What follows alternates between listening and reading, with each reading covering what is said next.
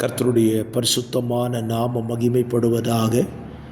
ஆசீர்வாதமான ஒரு நல்ல காலை வேளையிலையும் பாளையங்கோட்டை இந்திய தேவ சபையிலிருந்து காலை மன்னாவை உங்களுக்கு வழங்குவதில் மிகுந்த சந்தோஷம். கர்த்தர் கிருபையாய் தந்த இந்த நாளுக்காக கர்த்தரை துதிப்போம்.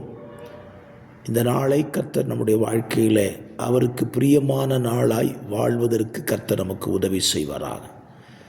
ஜெபிப்போம். பரிசுத்த பிதாவே, இந்த நல்ல காலை வேளைக்காக நன்றி. ஒரு புதிய நாளை தந்து இந்த நாளிலே உமக்குள் வாழ, உமக்காக வாழ நீர் எங்களுக்கு துணை செய்ய வேண்டுமா நாங்கள் ஜெபிக்கிறோம்.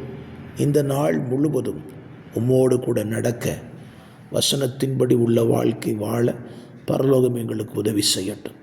இயேசுவின் நாமத்தில் ஜெபிக்கிறேன் நல்ல பிதாவே, ஆமேன் ஆமேன். இந்த காலை தியானத்திற்காக 1 சாமுவேல் 2ஆம் அதிகாரத்தை இன்றைக்கு உள்ள தியான பகுதியாக வாசியுங்கள். 36 வசனங்களை உள்ளடக்கின ஒரு வேத பகுதி.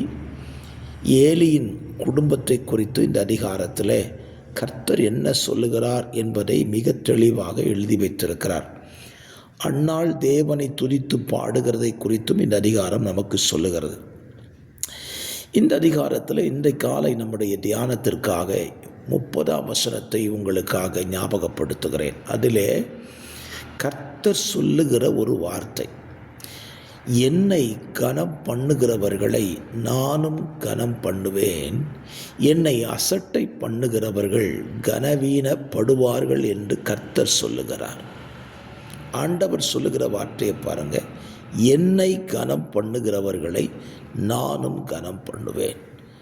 அப்படியானால் தேவன் நாம் என்ன செய்கிறோமோ அதை நமக்கு செய்கிறார். அதனால தான் ஆதியாகமம் 4ஆம் அதிகாரத்தில் காயினிடத்தில் ஆண்டவர் ஒரு கேள்வி கேட்டார். நன்மை செய்தால் உனக்கு மேன்மை இல்லையோ? நன்மை செய்யாதிருந்தால் பாவம் உன் வாசற்படியில் படுத்திருக்கும் என்று சொல்லுகிறார். அப்படியானால் இந்த காலங்களில் நாம் ஒன்றை சிந்திக்கலாம். நாம் செய்யாத ஒன்றை தேவனிடத்தில் எதிர்பார்ப்பது தவறு. நாம் தேவனிடத்தில் ஒன்றை செய்துவிட்டு ஆண்டவரே என்று சொல்லி பார்க்கும் பொழுது அவர் நமக்கு செய்கிறார். அப்படியானால் நீங்கள் ஒரு கேள்வி கேட்கிறார், நான் ஏதாவது செய்தாதான் கர்த்தர் செய்வாரா அப்படின்னு கேட்கலாம். நம்ம எதையுமே செய்ய மாட்டோம், கர்த்தர் நமக்கு எல்லாம் செய்யணும்னு கேட்டால் அதில் என்ன நியாயம் இருக்கிறது? அதிகாலையிலே நாம் கர்த்தரை தேடுகிறது இல்லை.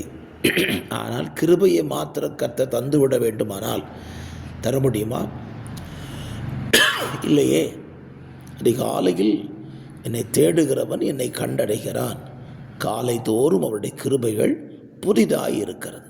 அப்படியானால் இந்த காலவெளியில் என் வார்த்தை கேட்கிற அருமையான கர்த்தருடைய பிள்ளைகளே, நீங்கள் கர்த்தருக்காக ஒவ்வொரு நாளும் எதையாவது ஒன்றை செய்து கொண்டே இருங்கள். அதிலேயும் இந்த வசனத்தில் சொல்கிறார், அவரை நாம் கனம் பண்ண வேண்டுமா? கர்த்தரை கனம் பண்ணுறதுக்கு எத்தனையோ வாய்ப்புகள் நம்முடைய வாழ்க்கையில் கிடைக்கும். அதை நாம் தவற விட்டு கூடக்கூடாது. ஒருவேளை நம்முடைய வாழ்க்கையில் ஒரு உயர்வு கிடைக்கலாம், ஒரு நன்மை கிடைக்கலாம், நாம் எதிர்பாராத ஒரு ஆசீர்வாதம் கிடைக்கலாம். இதெல்லாம் கிடைக்கும் பொழுது நாம் என்ன சொல்ல வேண்டும்? இது கர்த்தரால் உண்டானது அப்படின்னு சொல்லி கர்த்தருக்கு அந்த கனத்தை நம்ம கொடுத்தாலே போதும், அவர் நம்மை கனப்படுத்துவார். பல நேரத்தில் நம்ம என்ன செஞ்சிருந்தோம், இது என்னால் நடந்துச்சு. சாதாரணமாக ஒரு வாழ்க்கையை எடுத்துக்கொள்ளுமே, நாம் ஒரு ஸ்தோத்திரம் சைக்கிள் வாங்கிட்டோம், அல்லது ஒரு பைக் வாங்கிட்டோம், ஒரு கார் வாங்கிட்டோம், ஒரு வீடு கட்டிட்டோம்.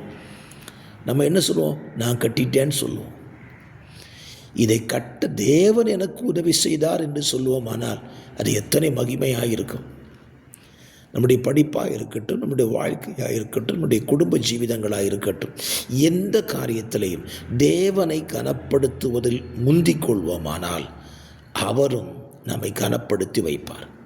ஆகவே இந்த காலவெளியிலே தேவனை கனப்படுத்துவதற்கு தருணங்களை தேடாதிருங்கள். கிடைக்கிற தருணங்களிலெல்லாம் தேவனை கனப்படுத்துங்கள். அப்பொழுது அவர் உங்களை கனப்படுத்துவார்.